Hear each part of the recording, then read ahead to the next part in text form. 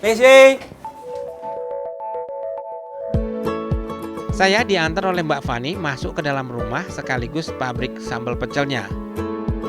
Dalam sehari tempat ini mengolah 4 ton kacang yang langsung didatangkan dari daerah Tuban. Pabrik ini sengaja menggunakan kacang dari daerah Tuban karena memiliki cita rasa yang khas. Selain gurih, kacang ini pun memiliki rasa sedikit manis. Jadi sangat cocok dengan bumbu pecel yang manis. Dalam satu oven ini bisa menyangrai kurang lebih 25 kg selama 40 hingga 60 menit. Setelah dirasa cukup matang, kacang dikeluarkan dan didinginkan sebentar sebelum kemudian digilas dengan balok kayu agar kulit kacang pecah dan terlepas dari kulitnya. Tahapan berikut ini memang harus lebih teliti, yaitu mengayak biji kacangnya dan menyortir sehingga benar-benar kulitnya terpisah dari biji. Proses yang gak kalah penting lainnya adalah menumbuk kacang sampai hancur dengan kehalusan tertentu. Namun yang menarik nih food lover, para pekerja pada bagian ini didominasi oleh ibu-ibu yang berumur sekitar 40 hingga 60 tahun. Meski fisik mereka sudah terlihat tua, namun tenaga mereka masih sangat kuat untuk menumbuk kacang. Wadah untuk mengulek kacang pun harus terbuat dari batu agar kuat dan alunya menggunakan kayu asem karena tekstur kulit kayunya yang empuk. Bu, udah berapa tahun? Udah 20 tahun. Ah, bener 20 tahun? Di sini. Kerja ini 20 Ya. tahun? Saya baru 2 menit ini Bu. Udah keringetan. Dengan menumbuknya, tekstur dan rasa kacang masih terasa kental. Berbeda jika kacang dihancurkan dengan cara di blender, cita rasa kacang akan hilang. Kacang juga harus didinginkan selama 1 malam. Karena setelah ditumbuk, kacang akan mengeluarkan hawa panas dan tidak baik jika langsung dicampur bumbu. Untuk bumbu pecelnya, cabai merah dijemur seharian agar kadar airnya sedikit berkurang dan tingkat kepedasannya juga semakin mantap. Berikutnya, kulit jeruk purut dipotong dan dihaluskan. Terakhir baru dicampur dengan bumbu kacang dan ditumbuk lagi sampai rata.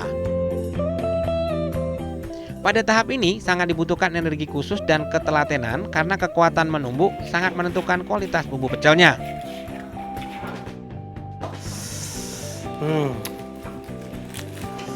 Sambel gitu loh. Kita masukin ya.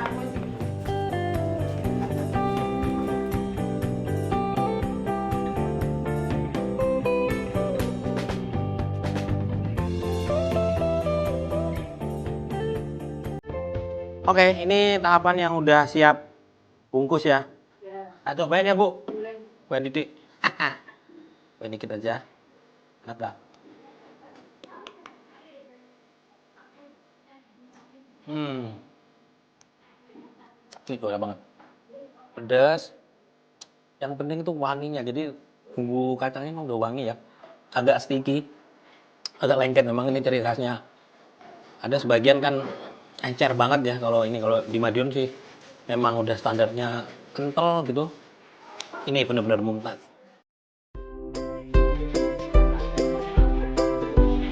Kacang dan bumbu akhirnya siap dibungkus. Pabrik sambal pecel ini bisa menghasilkan sekitar 2.500 kemasan dalam sebulan. Satu kemasan seharga Rp11.000 dengan berat 1/4 kg. Prestasi sambal jeruk purut tak hanya jumlah angka produksinya saja yang besar, tapi juga dengan kemasyurannya di luar Nusantara, dengan tetap menjaga kualitas produknya menjadi andalan. Mbak, itu katanya menurut yang saya tahu kan sudah sampai ekspor juga. Itu gimana ceritanya? Kalau ekspor itu dari TKW, dari pulang dia mau balik lagi itu biasanya bawa oleh-oleh. Oleh-olehnya itu nanti biasanya dia juga dibagikan sama teman-temannya.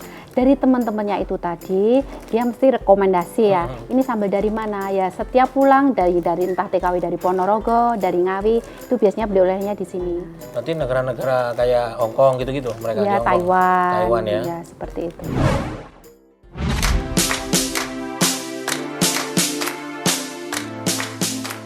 Perjuangan saya mempelajari cara membuat pecel Kota Madiun hari ini memang tak mudah ya.